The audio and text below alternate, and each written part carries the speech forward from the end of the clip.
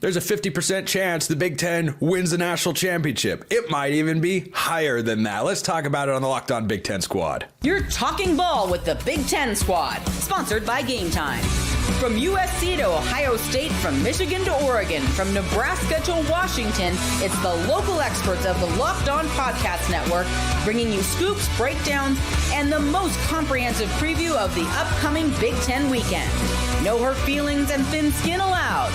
Squad up, you're part of the Big Ten Squad. 100 and however many teams went at it, and 2 Big Ten teams still remain in the chase for the national championship. I'm Spencer McLaughlin in for Craig Shemon here on the Locked On Big Ten Squad. That's Zach Anderson, Yoxheimer, Locked On UCLA, Zach Seiko, Locked On Nittany Lions, Jay Stevens, Locked On something or other over there. Brought to you today by FanDuel. From big upsets to game-winning drives, the NFL playoffs are better with FanDuel. New customers can bet $5 and get $200 in bonus bets guaranteed. Whether you win or lose, visit FanDuel.com to get started. Sit back, grab a beverage, kick your feet up, enjoy the banter here. I am Spencer McLaughlin, neutral arbiter of all things college football with no rooting interest anywhere, so no jokes need to be thrown. That didn't sound neutral at all in the intro. What? That didn't sound neutral at all. Jay, you're breaking up, but let's go to you anyway, since I can tell that you're trying to talk here. Ohio State looks like an unstoppable force, and I don't know that there is an immovable object that can get in their way if Ohio State plays as they have over the first 2 games. This team right now is playing the way that they should have been playing the entire regular season. They should have won the Big Ten championship. They had the talent to do it, but they didn't get it done in the regular season. All of a sudden, that loss to Michigan seems like it propelled Ohio State to be playing in a way that is great, and I don't know if there's a team out there that can stop them. Texas is talented.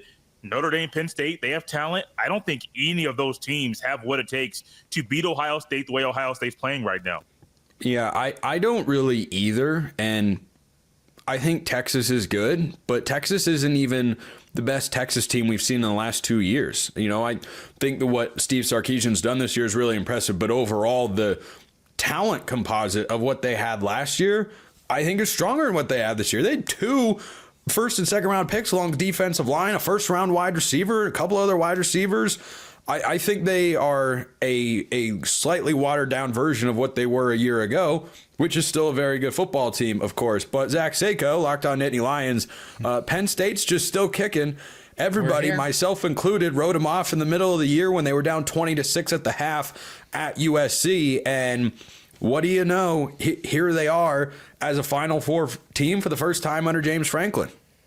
Yeah, they are able to right a lot of wrongs here in this case. I mean, this is your definition, or at least I guess the public consensus definition of the big game, because it's not Boise State in the Fiesta Bowl. It's not SMU in the first round of the college football playoff.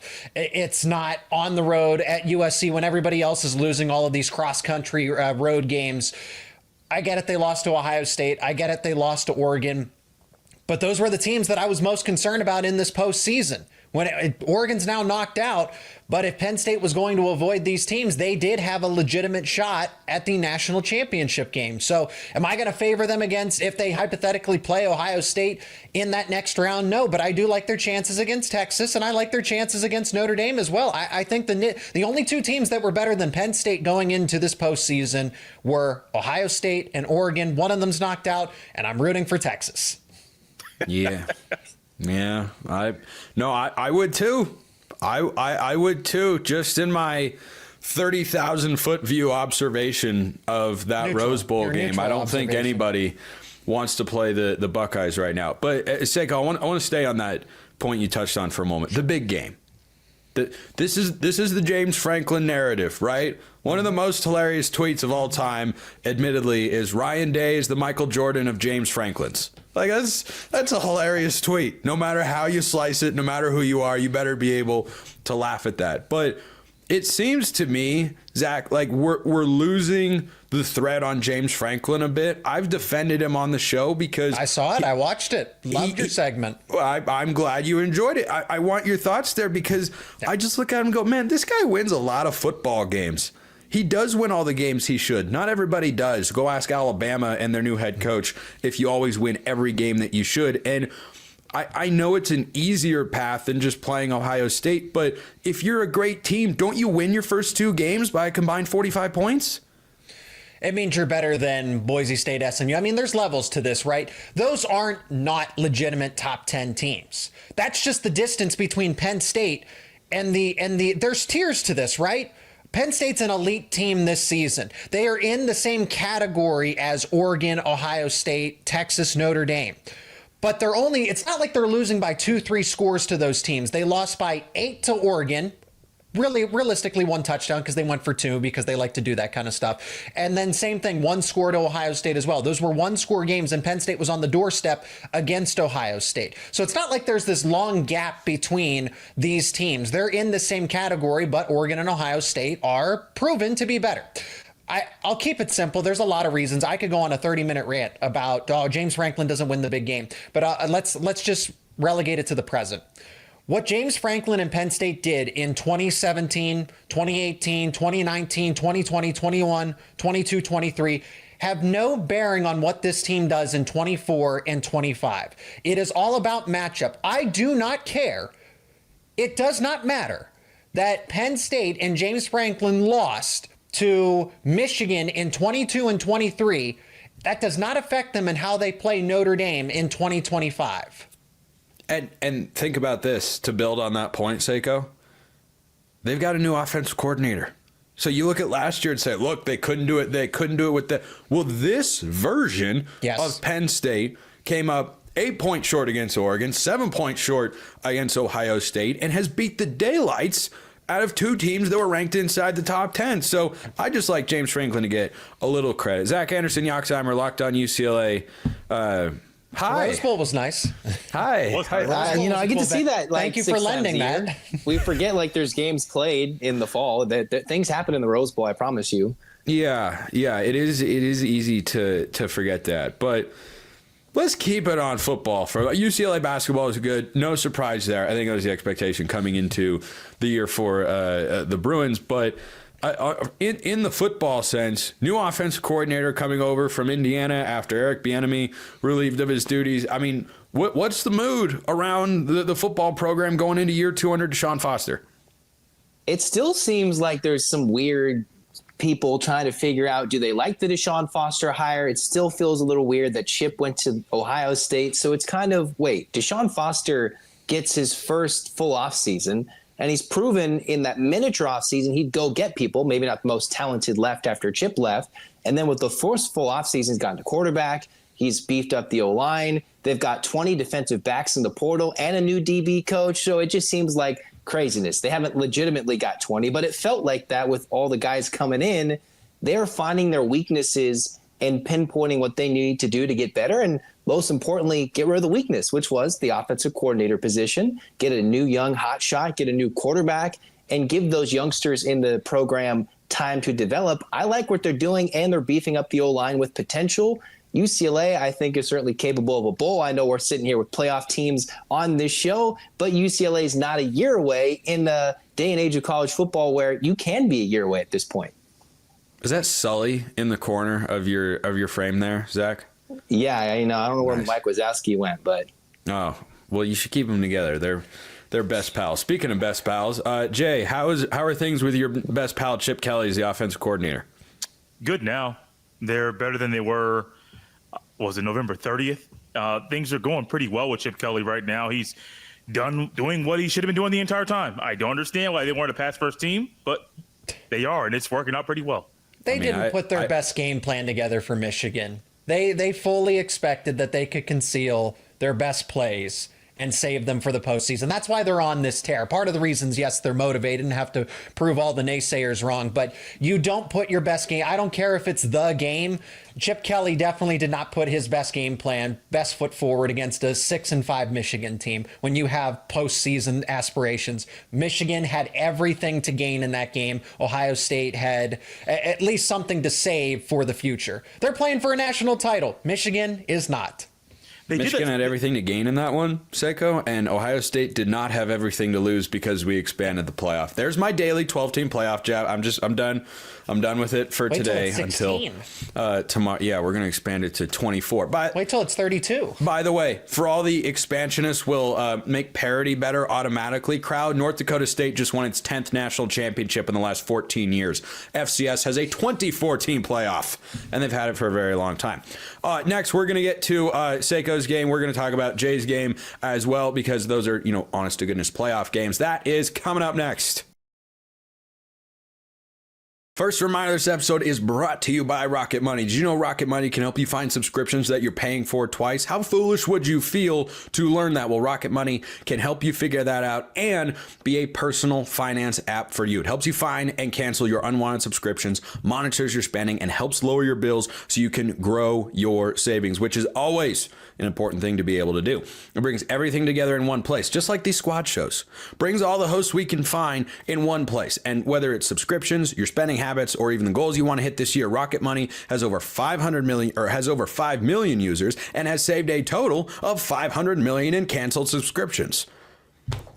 That's like almost as much money as getting paid to coaches who have been fired in college football. Saving members up to $740 a year when using all of the app's premium features is why you should check them out. Cancel your unwanted subscriptions and reach your financial goals faster with Rocket Money. Go to rocketmoney.com/lockedon today. That's rocketmoney.com/lockedon. rocketmoney.com/lockedon. All right, rolling along here with the Big Ten squad. Spencer McLaughlin here in for Craig Shemon, Zach Anderson, Yoxheimer, Zach Seiko, and Jay Stevens. Not Jack Stevens. I don't even know who Jack Stevens is. But Jay, let's start Jack with Sawyer. You know Jack Sawyer, don't you? I'm pretty sure you know him pretty well. I've not had the pleasure of meeting him personally. I'm sure Dylan Gabriel has. I'm sure he's a fine, well-mannered young man who might be good at football and also is just 8 feet tall. 8 feet tall. So I want to talk about that side of the ball, Jay, because Ohio State going into this game against Texas, the attention is on the offense. Jeremiah Smith, I have no idea. Dan Lanning correctly said he's NFL ready right now. He is a true freshman. This is the position group that over the last couple of years in college football, I feel like has evolved the most to give not just the most high-level players in college, but that go on to the NFL. And Smith is going to be another one of those guys, to be sure. But this Ohio State defense, Jay, no one's talking about the masterclass of coaching that Jim Knowles cooked up against a team that torched him for 32 points, and Gabriel went crazy on October 12th. Every adjustment, everything went right for this Ohio State defense. I don't think you can play Oregon that much better. I don't think you can either. And Jim Knowles has done a great job after that first loss to Oregon October 12th, re-engineering the defense, figuring out ways to get pressure, changing and orchestrating different looks for the defense, moving Jordan Hancock back deep, sometimes having Caleb Downs come down and be a wannabe Mike linebacker. And he's created different looks before the snap of the ball that are confusing quarterbacks. But I think it all starts with up front. Tyleik Williams, of the past couple of games, even though there has been a re-engineering of the defense, Tyleik Williams has been the anchor up front. And yes, Jack Sawyer and Toy Maloa, they're going to get a lot of the attention, a lot more sacks than Tyleik Williams. But Tyleik Williams in the middle, the way that he is playing, he seems fresher than he had been toward the last part of the regular season. And he is making a lot of noise in the middle, even actually getting some pressure in the middle and on the outside, looping around the defensive ends to really create havoc on the pass rush too. We could talk all about Caleb Downs, all the other guys, even Cody Simon. We could talk about him every single day. But I think it all starts with Tyleik Williams up front, and his presence has been felt, it has been known, and nobody has an answer for him. No sacks in the first game against Oregon, 8 sacks in the second game. And you went from over 100 yards rushing. Oregon outgained Ohio State on the ground in the first game. I forget exactly what the number was. It was close, but Oregon was around 5 yards a carry. They went for minus 23 as a team. That's sack yardage included. You take that out, and it was a whopping 20 yards for an Oregon rushing attack that had been good really all season long. So I agree with the Williams love there, but I thought the secondary was as much a cause of the sacks, frankly, as the defensive line was. 100%. I mean, Gabriel's trying to get to his third or fourth progression. Well, yeah, of course you're going to be able to get home if you're given that much time, if the coverage was that good. And that's why I highlighted Jim Knowles as having had such a great day on January 1st in Pasadena is when they were showing the replays, Dylan Gabriel's looking around, nothing's open. Correct. The right play call and the execution of it was there every single time. It was a coaching masterclass. It sure seems like the Jim knows how to use these guys now, and he's tapped into an area where there's so much versatility with the guys in the secondary that you're correct. And I noticed that even while watching the game, I'm thinking, wait a minute. Gabriel's holding the ball for 3, maybe 4 seconds. Not just one play, not just 2 plays, Spencer. Multiple plays. Most of them. Times. Most of the time, these are covered sacks. But you're talking and looking at the pressure Ohio State's getting. They weren't getting the same pressure they were getting on Nico, not in the same way. It was Denzel Burke, who got burnt, got torched their first meeting, said no, not going to happen today. Igbenogson, who has been a penalty machine this year, didn't happen on that day. Jordan Hancock, his versatility to play nickel corner and safety and just move him back and forth, those are the big reasons why those 8 sacks and 13 tackles for loss were happening in that game. Yes, it was also Tyler Williams, but those guys in the secondary were covering their butts off that night. Yeah, they were really good. Seiko, you're taking on Notre Dame, and boy, two teams here that I don't just feel like they want to run the ball. I feel like they have to run the ball or they won't move it on the other team. Notre Dame has to do that. Notre Dame can't throw football beyond 5 yards. What it seems like Georgia held them to 3.8 yards per attempt. I mean, that's just that's a testament to Georgia's defense still being as competitive. But even with, I mean, Notre Dame is why they are at this point is because of the defense. This is top 5 defense objectively, and they play ball control the time of possession. They have the ground game to just play keep away.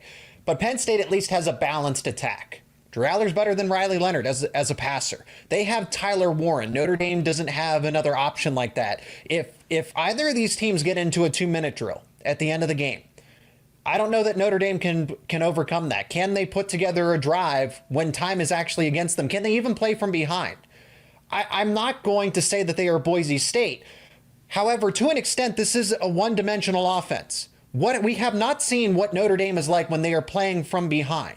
And if Penn State can actually build a 10-point lead or something like that in the fourth quarter, because they're not going to build a 14, 21-point lead like they could against a Boise State or an SMU. But if it's a double-digit lead and Notre Dame's from behind, can Riley Leonard be a drop-back quarterback and will this team to victory? Probably not. So easier said than done, but that's the formula to beating this Notre Dame team, because if Penn State doesn't do it, Ohio State certainly will. And Texas would too. I think Texas would beat Notre Dame as well. So I agree with you that Penn State's passing game is stronger.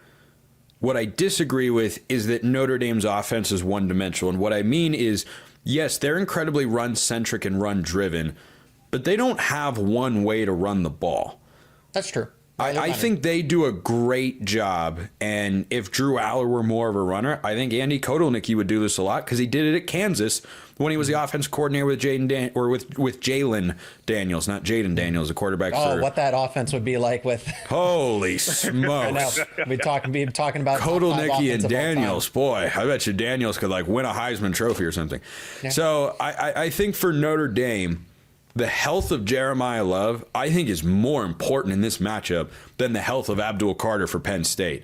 Because if you take Love out, I think Notre Dame's backup running back is good, but suddenly you're running Riley Leonard a lot, and you're going to give that Penn State defense more opportunities to get hits on him. And I don't think, he's a big, tough guy. I don't think you're necessarily going to be able to knock him out of the game. Not that they'd be doing that on purpose, of course, but you could just make him less comfortable throwing the ball because he might be dinged up a little bit after taking some shots running the football.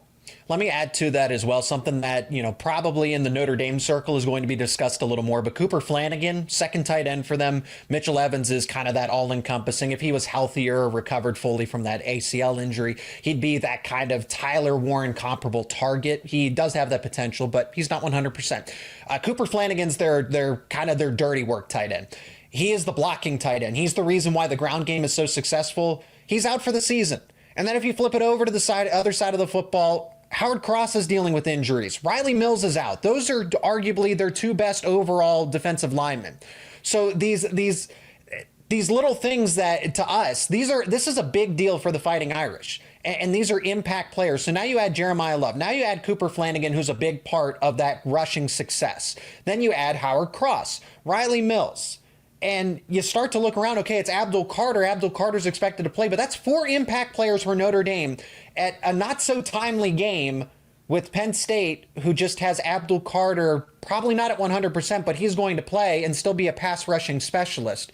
I think here the simple game plan for Penn State is if you shut down Riley Leonard as a runner, you can win this game. Zach Anderson, Yoxheimer, what do you think the odds are we see an all Big Ten national championship game?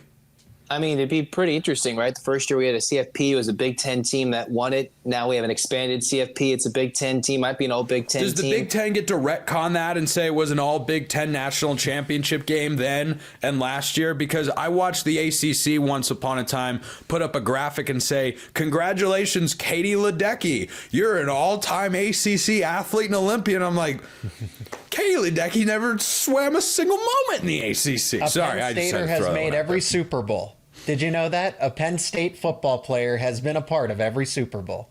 Did you know that Oregon lost by 20 on New Year's Day in football and by 30 the next day in basketball? Man, Spencer, I don't know what he was doing those 2 days. Must have been rough. I'm surprised this wasn't a memorial. Locked on I Duck am Spencer. Spencer running the show. McLaughlin, neutral arbiter. Yeah, of I college wonder what football, you Locked see. on Ducks pillow Ducks fan. You know, I don't know where he's at. People are going after you on X too. Oregon. Some Oregon people aren't a big fan of you right now. Oh, wow. Yeah, I have the sorry, Yoxheimer, you were interrupted. I apologize for that. Continue, sir. Even though in you're the very big, rude. who would have thought? Like history repeats itself, right? Ohio State, when the first CFP happened, they were counted out, and then they went on a run, won the national championship. Now you go to this year where it seems like they're counted out. Could be the first, I believe, 2-loss regular season national champion with the CFP in play, if I'm not mistaken. You'd be correct. We take away the BCS days, right, with the LSU way back in the day. But this would be an interesting one where it goes all Big Ten. I don't know if I trust Notre Dame, but the defense was good and they did enough plays against Georgia.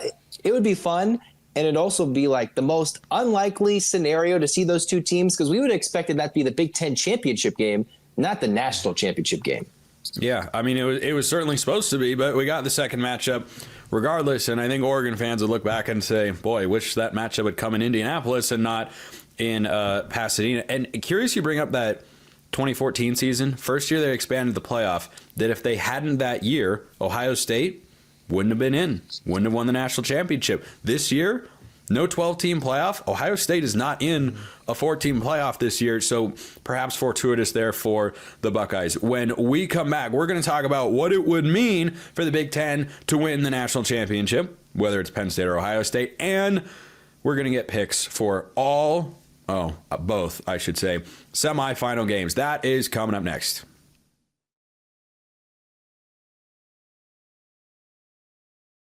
All right, how great would it be if the Big Ten had an all Big Ten national championship game? It's been a while since two Big Ten teams. I don't even know.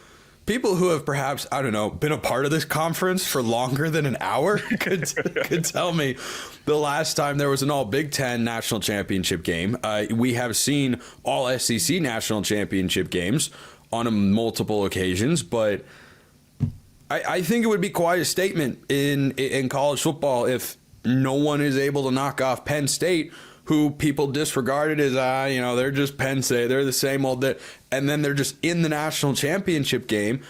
Zach Anderson, Yoxheimer, I'll start with you. I think that would be a pretty big statement for the conference. That'd be a big statement for, you got one coach who can't win the big game, gets to the big game in the national championship game. You've got the Ryan Day, Chip Kelly situation where they're mad at their offensive coordinator. They want to fire their coach for losing to Michigan. He could get to the national championship game. I wonder who, if they flame out in the semis, would get much more hate, right? What if they both flame out? What's the worst case scenario? Who would get more hate? That would be entertaining to see what happens, but they both make it. All the haterade everybody was drinking about these two guys, I would think would have to stop mostly, right? Ryan Day has to win the national title because they lost to Oregon the first time. They got revenge, so that's one box. But when you have there weren't all these articles about Penn State's payroll and how much NIL was being dished out and how many players that could have gone off to the NFL ended up returning. If there were articles and articles about Penn State in that regard, then that's the conversation. But it's Ohio State is expected. If Penn State loses to Notre Dame or beats Notre Dame and then loses in the national title, kind of all is forgiven. Yeah. But if they lose to Notre Dame, then it's, well, we expected this anyway. So Ohio State has the most to lose in this situation. It's either a par for the course if Penn State does not beat Notre Dame, and then all expectations are shattered if they actually do from the public. I think they beat Notre Dame, but that's... Yeah, Jay is just over there grinning like Palpatine when Luke picks up the lightsaber in episode 6. Not episode 9, Palpatine? Don't ever bring up that trash film that is such a disgrace to something I and millions of others love so dearly. That thing's an abomination to cinema. And yes, that is how I really feel. That movie is an abomination to cinema everywhere. All right. So, Seiko, I think you make a lot of good points that Day probably faces the most pressure. I think Franklin is probably second, though, because like I said earlier on Texas, they're not even as good as they were last year.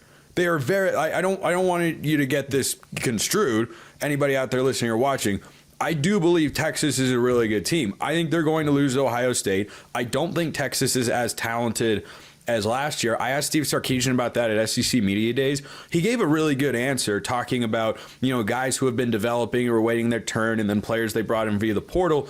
I think that's more of a reason to feel like the team is good at a certain level, but not at the same level they were a year ago.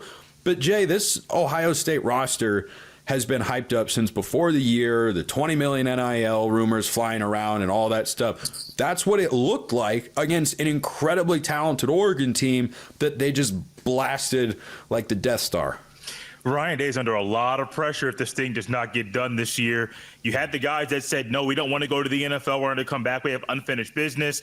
Right now, if you just look at the playoff, they're playing the best team, the best ball out of any playoff team. They're in the Final Four. If Ryan Day and Ohio State, for some reason, doesn't get it done, they may beat Texas and then they may lose to whoever in the Natty. It's a problem. It's a massive, massive problem. And it's a big problem because we've seen what Ohio State is when they're hitting on all cylinders. They can't be stopped. They can't be touched. Yes, Oregon's a really good football team. They had no answer at all for Ohio State that day on New Year's Day. Tennessee came in and brought a lot of fans to Columbus.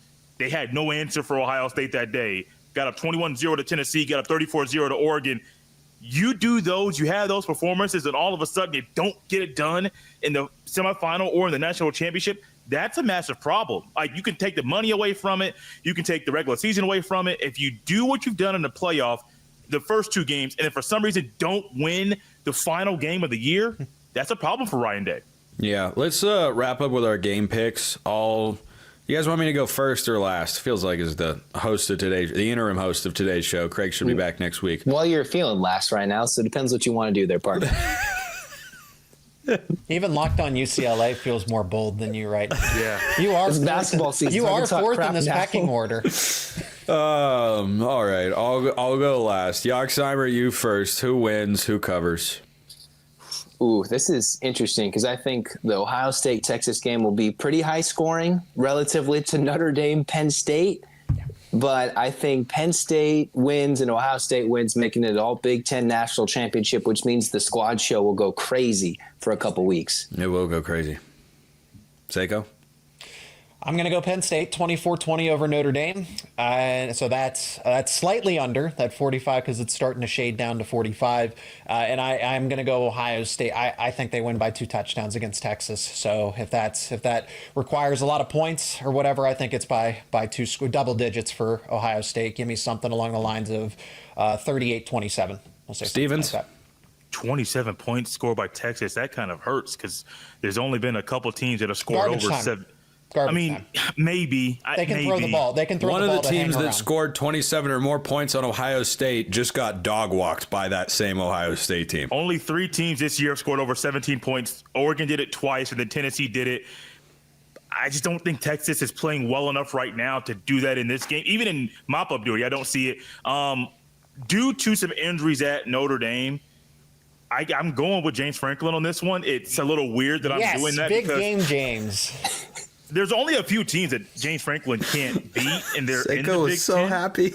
Oh, dude, he's like other a kid in a people candy shop right now. I am legitimately confident. If they lose, fine. It happens. Yeah. That'll prove all the bias is correct. But I actually am confident in a Penn State win. Like, I'm not sitting on pins and needles here. This is, I think they're better than Notre Dame. I'll go Penn State 20, Notre Dame 17, Ohio State 31, Texas 14. I don't think Texas is going to be able to really get any traction at all. I think they might find themselves down 21-0, just like Tennessee did, maybe 24-0. I just think the way that Texas is playing, they have a lot of talent, but they mess around a little bit too much. Quinn Ewers messes around a little bit too much. He gambles a little bit too much. And you do that against this Ohio State team, they're going to take advantage of it. This defense is playing way too well to allow that to actually be a thing where Quinn Ewers throws the ball up. It's a 50-50 ball, and Ohio State doesn't bat it down or intercept it. On offense, nobody has an answer for Jeremiah Smith. And as odd as this sounds, Spencer, Trevion Henderson might be an X factor, but I'll take that X factor in this game if that's actually what he is, because he's might be a 100-rush guy, 2 touchdowns, just easy walking into the game down there at AT&T Stadium. We got Buckeyes and Nittany Lions in the national championship. That's not what I thought at the beginning of the year. But we're all on the same page. I'm going to assume Spencer is too. I'm going to assume Spencer's picking Penn State. I'm picking Ohio State to win. Jay, I'm 1 point off on each in my head. I've got Ohio State winning 30-13. Okay. I think that Texas secondary can stiffen for a couple of field goal tries, but I do think Ohio State will be able to move the ball. You know, Arizona State was able to. Ohio State is a more talented team. So I like Ohio State to win. I like Ohio State to cover 30-13. I'm going with Notre Dame, though. I'm trusting the it factor with Notre Dame because, Seiko, I hear your points, and I think it's incredibly valid that you make the case that they've got more talent in these areas and whatnot, but Notre Dame is just playing winning football across the board for the last couple of months, and I don't think you can discount that in these do-or-die situations. Is it doesn't always look the same. You know, I don't think Notre Dame can win a shootout 38-35. I do think there are a lot of ways, though, for the game to look and Notre Dame to come out on top. I kind of feel that way about Penn State. I just like that Notre Dame defense a lot. I think that's the difference. I will take the Irish 21-17. Close football game. That'll do it for the Big Ten squad this week. Zach Anderson, Yoxheimer, Locked On UCLA. Seiko of Locked On Nittany Lions and Jay Stevens of Locked On Buckeyes. I'm Spencer McLaughlin. In for Craig Sheeman this week. I'm also over on Locked On Ducks and Locked On College Football. This has been the Locked On Big Ten squad. We've got you covered with your team every day across the entire conference. So make sure you tune in. We'll see you next time. And until then, hope you have a wonderful rest of your day.